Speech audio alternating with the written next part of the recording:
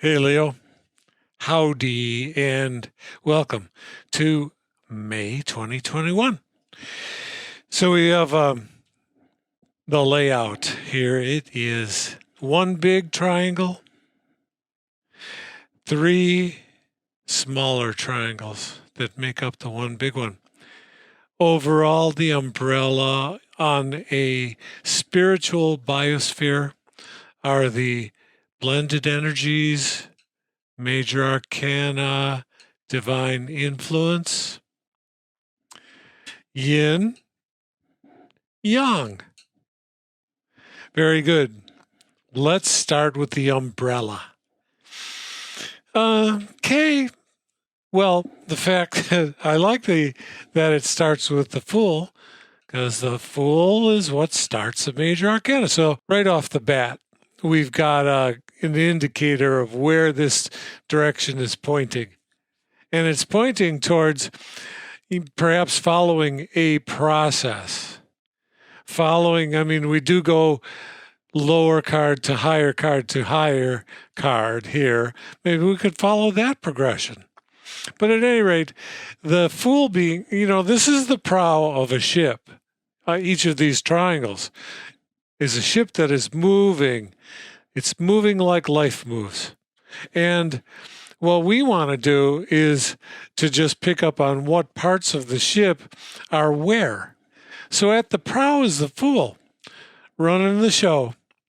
And what a nice twist on it. In fact, Leo, you'll see what I mean as we go through these cards, but this is a beautiful and amazing reading for you this month for May. So get ready. Take some giant steps, I would say, because the wind is at your back. You have a full, back wind that is pushing the ship forward. Go with it. Go with the flow. The Fool. Use the Fool. The Fool's not there just to be a dilly-dallying idiot. There's a naivete, perhaps, but that's not a bad thing.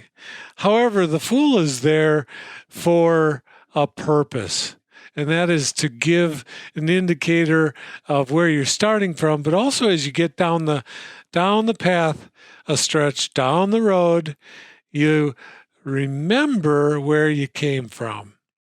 And it's a check-in card. You can plug and play the Fool. You can turn the Fool into the Joker, and you can make the Joker wild in the deck of your life. You can take that card and bring belief and innocence and this desire to just step off with complete confidence into any aspect of your life, any aspect of the playing card deck of your life. And so let's go to what do you want to do with that kind of a beginning? Jump up to the divine, sacred, feminine, the highest level of understanding of the connection of the earth with the divine. Notice I'm saying divine second for a reason, because the emperor and the empress, in my book at least, they are referring to the coming down to earth and understanding the earth. Certainly, the emperor and empress don't forget that they're connected with the divine. But that's not their primary concern. Their whole job and task has been to become the leaders in what it means to be a spirit in a material world. So what do you want to do to jump off? You want to go visit the Empress, and to not only visit, talk to her, get some counsel and some advice from her. Sit there in wonderment and gaze at her magnificence as she creates, as she almost has a swirling cloud of color that swirls around her, and out of it flows continuous creation, continuous weaving, sewing, materializing things that are living, things of life. Connected to the earth, you think? She definitely is. I mean, she is controlled. She is ruled by Taurus, but also Libra. Remember that. She's fair. So she's going to be there for you. Go ahead. And by the way, this 3-card series relates to both yin and yang. Okay? Just so we're clear on that the influences that are raining down from this umbrella, they go equally, no matter what, how you want to schmooze it in. Okay, well, at the same time now, we're going to jump from her 3 to the Hermit. And sure, that's fair. Probably. Okay, so it's said that the Hermit is walking backwards, walking in this direction, lighting the way back to illuminate where you were or where you are as you come forward and head into your future. So he's walking backwards, right? Well, the Fool's out standing right here, waiting for either him to walk into the next frame or you. But the idea here is to, once you get equipped by the Empress, because that's what, if you follow this progression, that's what she'll do. She'll load you up. So you're ready to go. And you're ready to go and perform the task of your daily life. And way in the distance, when you walk out of her realm, way in the distance, you're going to see this little light, this lantern. But that lantern will be there and be there and be there. It'll not waver. Its light will create a path of light. And as you get closer, it'll get broader and brighter. Follow it. That is to go after seeing her. Then he's going to be the check-in point.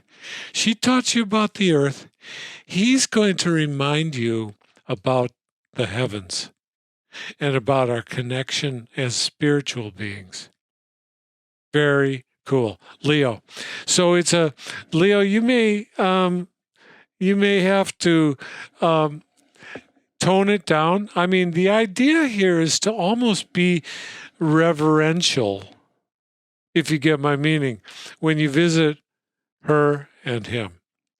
So that, I mean, walking in full of yourself is not gonna probably cut it. So just remember that. You don't have to, go to great moves or anything. Yin. Queen of Cups has been coming up for Yin. And Yin, you're getting immersed. I mean, yeah, you're fire, but you're getting immersed in water here and in the idea of the emotional world, but not just in any way, in a profound way. Because by adopting the Queen of Cups type of modus operandi and proceeding forth, being the equivalent of a Queen of Cups, you go and you march right into this beautiful world card. It is the world. And when you embody the Queen of Cups energy, walk into the world. And what does that represent? Well, in this case, This Four of Cups, which gets, kind of a bad rap sometimes about it being some kind of a blues-oriented or more melancholy card, in fact, it's going to be a quiet hum of bliss card for this time, for May. To sit, and I think it's a matter of choice. I mean, do you have to get out of your stability feeling in the month of May in your heart and your emotions? Probably not. It's fair game sometimes to just sit and rest on your laurels. I mean, I think with something as dynamic as experiencing the world card here, it's kind of worth it to sit around like this mermaid and trail your fingers in the water. Just gaze down, take a moment, and be your wonderful yin self, complete, whole, fulfilled in yourself, all by yourself. So, Yang, look at you. The world card, you've got that too. So Leo, that's why I was saying this seems to be a month where you going out and displaying what you've got is fair game. It's like time for you. It seems like the light is shining favorably on what you do. You're starting out, however, with the world. So it's kind of a passive, not an active modality. It's, this is what's going on right now. Somehow you've landed in this sense of your world being in perfect balance. All four signs are represented. That's you're feeling whole, complete, perfect, and it's all fair game. Well, but it's a passive, and that's the environment that you're coming from. Whereas this one in Yin was the idea of walking into the world of the world card. You're coming in with the world of the world card under your belt. There's a kind of a difference. This is more of an active role of the world. This is passive. This is being it. This is just like settling down into that sense of self. And what do you do with it? Well, you perhaps backtrack or consider where you're going in the next phase, because here you're at a completion phase. And now you're going to start on this guy phase again.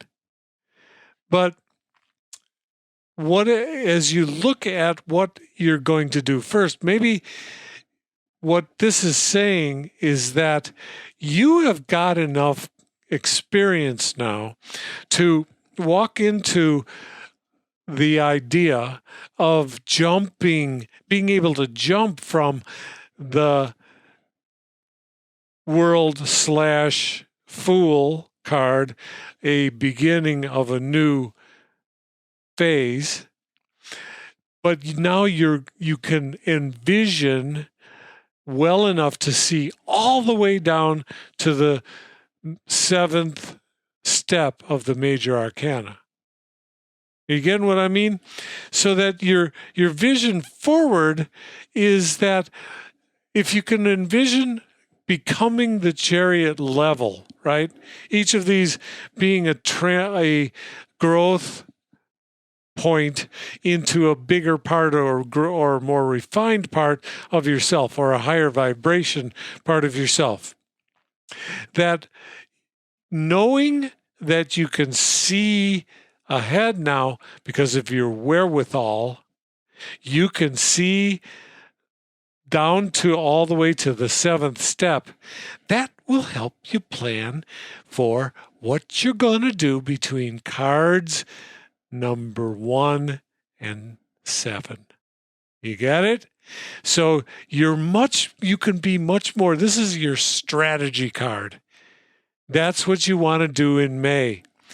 Bring your game, and lo and behold, your strategy leads you back to kind of going, yeah, baby, aha. This is your wild card in a sense. We were talking about up here. You can plug and play the fool at any stage of the game. Well, if you were to say, okay, there's the fool after I strategize and I'm going to go for the finish line. And then you do it, and then you find out that waiting there is the Joker, and Joker's wild, right? What do you want to do with that? How would you play it? It's almost like this move uncorks the genie's bottle, then you get your wish. I will leave you with that kind of a challenge, and what a beautiful reading for you, Leos. So until next time, next month, be well. See you then. Love you all. Bye for now.